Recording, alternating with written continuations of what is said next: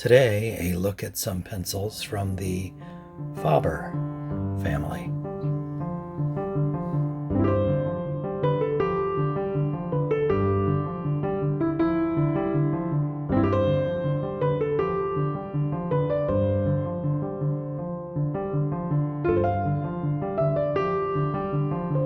Hello everyone. Today I would like to take a brief tour through the subset of my pencil collection that contains pencils related to the Faber family of pencil makers. And there are several branches to that particular pencil family tree that hopefully we'll touch on briefly as we go through this. So kind of in the style of the video I made with pencils from Empire. There are a lot of different types of pencils here that I'll just briefly be talking about. First one that jumps out to me from Eberhard Faber, made in USA, a Tencel tent. This one is a little odd. I have a few Tencel tents in here. It looks as though someone has sawn off the ferrule because it's right at the point where the ferrule would normally begin, but it is missing. I have several versions of Tencel tent. There may be more under here that I'll come across, but they have kind of a metallic paint.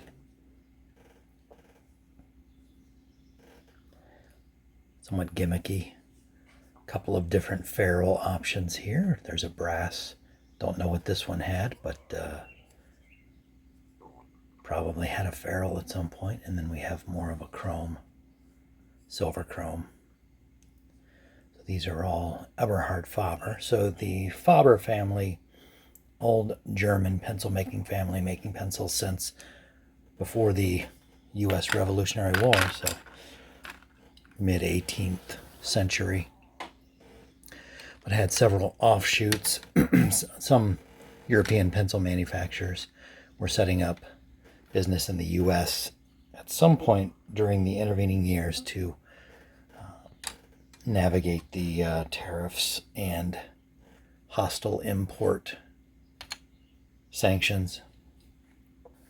And Faber was no different in that regard, but spawned a separate and independent pencil maker, Johann Faber, and then Eberhard Faber, while back on the continent, back in Europe, A.W. Faber continued to make pencils. So a pencil making family dynasty that lava lamp-like was sending out blobs into other independent manufacturers, then reabsorbing them, and the U.S. independent branch of Eberhard Faber was eventually purchased again by A.W. Faber Castell, I think in the 1980s, and kind of rejoined. That's a lot of pencil history. If you're interested in that type of stuff, certainly the pencil, Petrosky's great book, is a good source for that, as is Carolyn Weaver's The Pencil Perfect, which is has a separate chapter of Eberhard Faber or Faber family pencil making. So check that out if that is something that interests you. Okay, back to this. I think I've made an entire video about the patriotic semester, so no need to go into depth on that. Here's an unsharpened version of that. All right, patriotic spirit here, American. I think I have this in multiple colors.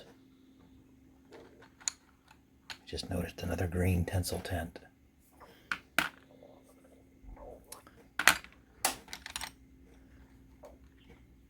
Here's one I think I only have one example of, and it's sharpened and in rough shape, so on the lookout for a nicer example of this. 1433 worldwide in quotes.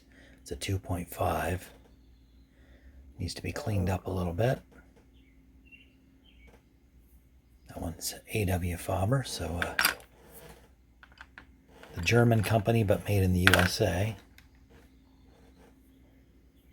Eberhard Faber Mongol. I have lots of Mongols in here in different iterations.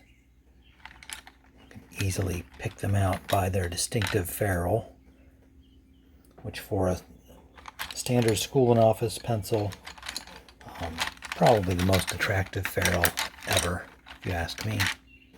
I'm sure I've got lots more of them in here in different varieties, but the Mongol was it's still made, I think, and sold in maybe South American markets, but no longer available in the U.S., as far as I know. The name coming from or indicating ties to East Asia and area around Siberia, where the Faber family gained control of a graphite mine that supposedly competed with the Borrowdale mine in England for purity and perfection of the graphite. So anything associated with that East Asian graphite indicated quality in that area. Pretty standard school and office pencil, Eberhard Faber number 2. Have that in multiple colors, I'm sure. Don't know if I have any other examples of this. The Marigold in an F grade. Very modern, boring silver chrome ferrule. This looks like an oldie. It's based on the finish here. It's a round pencil. Don't have too many of those in here. Ferrule looks brass to me. Eberhard Faber Commerce, number 395, made in USA. This is a number 2 graded pencil. Like the font choices here. Has a stain rather than painted surface. Lovely little pencil. I only have it in a sharpened variety. These were ubiquitous for you art students. Mrs. Moving About, I know, had some of these in her art kit from college and beyond. And you can still buy the ebony pencil under a different name now. In fact, maybe there's another more recent version of that. See them side by side. Jet black, extra smooth. Okay, Van Dyke. I have another version of this that's more interesting. This is an artist pencil. Microtomic graphite. Had to do with their purification process to make a smooth graphite. It's a 4H, clearly meant for artists or engineers or some such. More artist type pencils from A.W. Faber. Faber Castell 9000 in a B grade. Glossy green with a gold imprint. No ferrule or eraser. Yep, there's another Tencel tint. This one seems to have worn out its metallic sheen, and it's actually coming away there. That's odd. But there we have it in red. Another one. Another one. This one's in rough shape, but it's unsharpened. I think this started out as gold or maybe a bronzy color, but it's definitely an older variety than most of the other ones there. Tencel tint.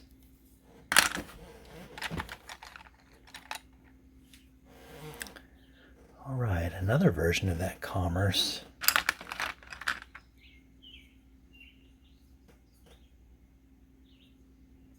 I'm not sure which is the older. If I had to guess by the ferrule, the bottom one is older.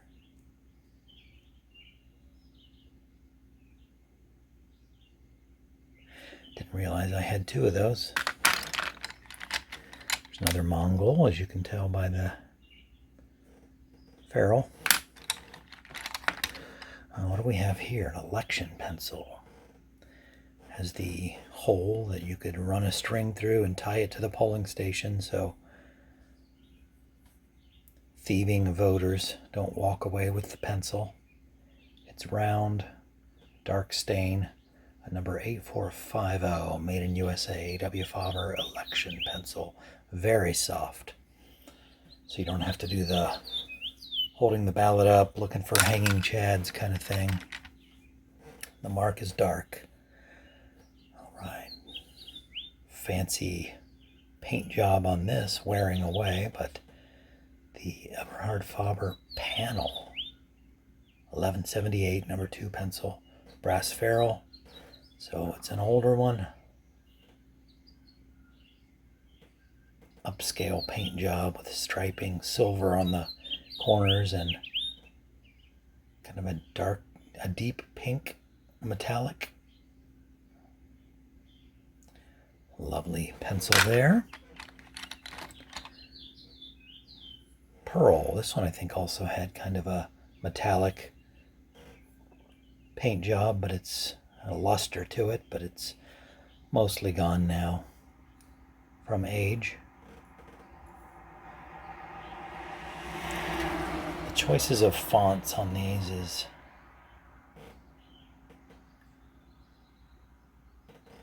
widely varying and interesting to those of us who care about such things. Okay, a nod to the eco-conscious eco-writer. I think this was a recycled, kind of a particle board consistency, not the most pleasant thing to write with.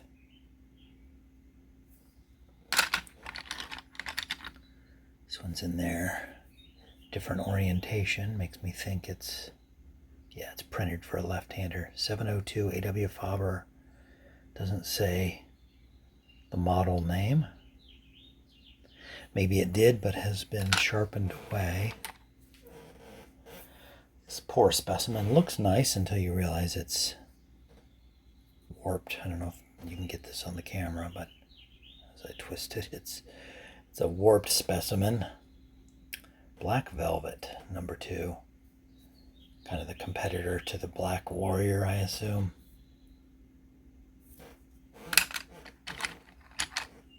This has a neat end on it. I don't know what the point of it was, other than just to extend the pencil a little bit. It's a blue, must be a colored pencil. Look at the thickness of that core.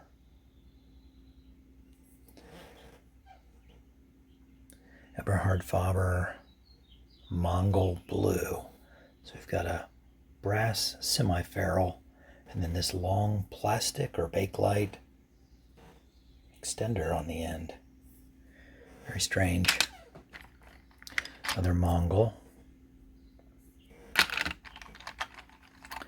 What's this one? This one looks old.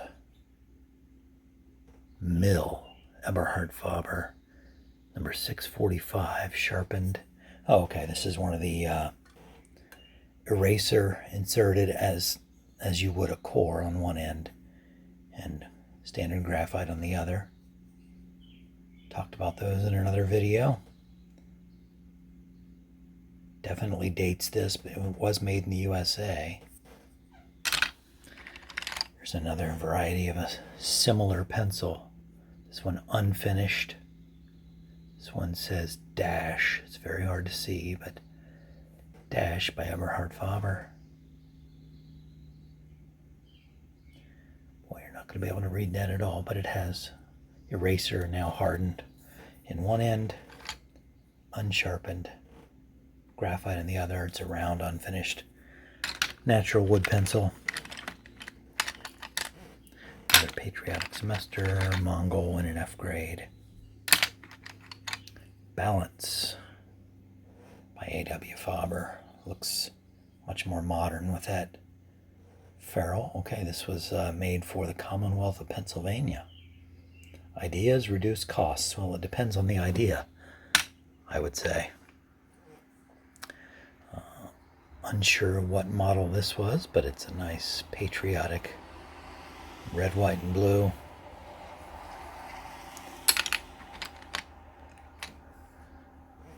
Same, no model name here, just Eberhard Faber. Number 2 pencil. It's reminiscent of the black velvet, but it doesn't say that on it. More Castell artist pencils. Goliath. I don't think I've covered in depth the Goliath. I think I have this in a few colors. Maybe in another part of my collection where I have jumbo pencils. This is a jumbo, and I remember, for some reason, this brings back memories of the Goodnight John Boy, the Waltons Christmas special, when John Boy came out to his family as a writer. I want to be a writer, in a very, or what seemed to be a very shamefaced kind of way. And as a Christmas present, he was given a stack of Big Chief writing tablets and a fistful of Goliath pencils. So I don't think they were in this color, but and I don't think they had ferrule and eraser, but I could be wrong. Okay. Hexaround, referring to the rounded off, softened, cornered hex. And this one made for a railroad company, so I think I have a couple of these stashed away in the part of my collection that represents railroad pencils.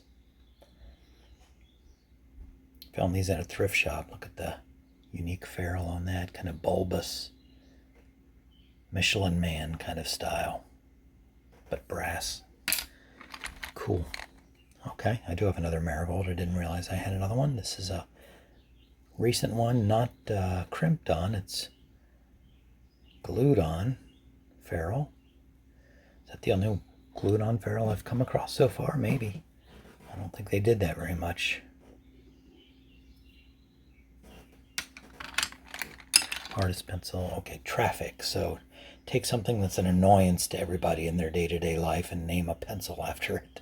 It's probably why this one didn't last in terms of production. I think this is the only one of these I've ever seen. Number 1181, Eberhard Faber, Traffic. Peel off eraser pencil. Naturals. Is that? I thought Venus made that. I don't know why this is in this part of the collection. Maybe there's a reason I have it in here. Does that say something Faber? I don't know. I thought Venus has one called Naturals, so that may be misplaced. Here's another one of the eraser inserted as it's a mill. Yeah. Inserted like you would insert the core. Another ebony. There's a third squad. Did a full review of these. Very nice school pencil. All right, this has taken a lot of time. Eberhard Faber, Favorite, number 2, school pencil. Favorite, decorated out like a tinsel tent, number 939. Eberhard Faber, or just EF Twilight, number 1145. There's an oldie. Is that pronounced Sapphire? Sapphire? I'm going to go with Sapphire. A.W. Faber, USA, number 2. Look at the very shiny, but a cardboard painted ferrule. So 1940s likely. Early 1940s. We needed metal to make bombs to drop on places. Van Dyke. So this is the paddle-shaped ferrule that became much more famous in its cousin, the Eberhard Faber Blackwing 602. So it's corroded a bit. It still has the eraser in there. But the Van Dyke, pretty sure that's the only one of those I have. And no, there's not a Blackwing 602 in here. That one I'm not going to be able to read on camera. I'm sure it's something really awesome. Much more modern, boring. Balance.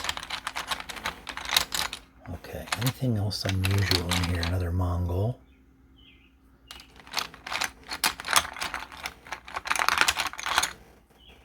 Tiny, tiny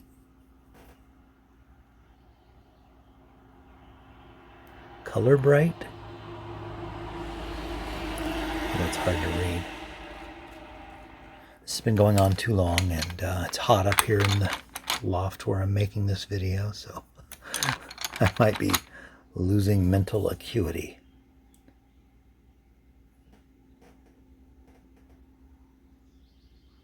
Columbia, Eberhard Faber. Brass ferrule. It's an old one. What else? Looks like another maybe election type pencil. This one in a lighter finish. Doesn't say election pencil on it, but it's got a string attached. It's been cut. Okay, anything else? Well, there's kind of unique. Okay, there's Ivanhoe. I think maybe I've looked at that before. And indelible bottle of ink and a pencil. I think these dye pencils are toxic no blot ink pencil. So reminds one of the pencil, not as a predecessor to the pen, but as a replacement for the dip pen. That was much more easy to carry, much more portable. You didn't have to have a bottle of ink and worry about spilling and things of that character. So before the ballpoint pen or the fountain pen, pencil was your best option. Okay, I can't believe it. Whoops, I'm getting too excited here. I can't believe I didn't see this one yet. Johann Faber's Alligator, number 3. Very early triangular pencil. Look at that alligator motif. That is really cool. Number 125. Got a ferrule that goes from triangular to round. I don't know what that is. Nickel, maybe? I don't even know. It's not corroded, really. The eraser is shot. But what a terrific pencil. A stain that lets you see the wood grain through it. It's nicked up a little bit, but that is an old one there. The Fabers were coming to Florida to look for a source of cedar to make pencils. So apparently the local wildlife made an impression on them. Anything else super exciting here? There's a copying pencil, special purpose pencil, kind of like the indelible bottle of ink and a pencil that we looked at, but this one would have been used for making a copy before carbon paper was invented. You write it in this and then spritz it with water and lay another sheet on top of it. It would copy it, make an exact copy. Other black velvet. Anything else? Miss Gimble had a personalized pencil made for her. But Vindex, Eberhard Faber still put their name on it as well. There's another dash. This one not with the eraser inserted, but this is a much more recent. They resurrected the name Dash apparently for that. Alright, this has gone on long enough, but just wanted to take a tour of this part of my collection. I had said when I was looking through the Empire that Empire probably had the widest variety of pencils other than Dixon. Well, I was not thinking of the Faber family, which I'm counting as one pencil maker, even though they, as I said, had multiple offshoots that then were reabsorbed. Interesting bunch of pencils, interesting story. Read about it in Carolyn Weaver's book or in Petrosky's book. Or don't, if you're a normal person. I appreciate you watching this long tour through the Faber family pencils. Hope to see you here again next time.